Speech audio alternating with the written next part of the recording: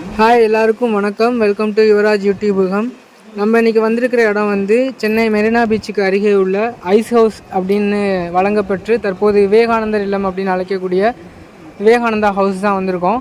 இந்த இடம் வந்து முன்னாடி ஐஸ்கள் வந்து ஸ்டோர் பண்ணி வைக்கிறதுக்காக வந்து ஆங்கிலேயர்களால் கட்டப்பட்டிருக்கு.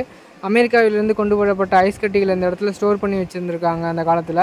அதுக்கப்புறம் 1897 இந்த இடத்துக்கு விவேகானந்தர் வந்து தங்கியிருந்திருக்காரு.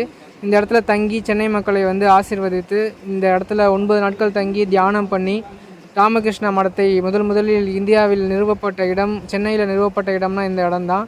இங்கே ஒரு வாழ்ந்த இடங்கள் எல்லாமே இங்கே இருக்குது. இந்த படிக்கட்டுகளில் தான் சுவாமி விவேகானந்தர் வந்து டெய்லி நடந்து வந்திருக்காரு. ஸோ இந்த இடத்துல நான் நடக்கும்போது அவரோட உயிரோட்டமாக இங்கே அவர் நடந்து வந்த அந்த ஒரு இதை உணர்ந்தேன்.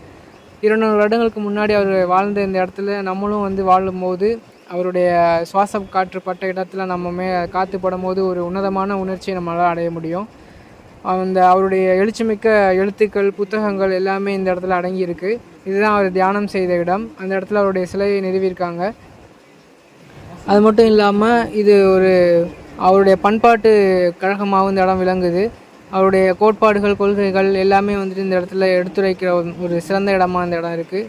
ராமகிருஷ்ண மடத்தோட முக்கியமான ஒரு தலைமை இடமாகவும் இந்த சென்னையில் இருக்கக்கூடிய விவேகானந்தா இல்லம் விளங்குது.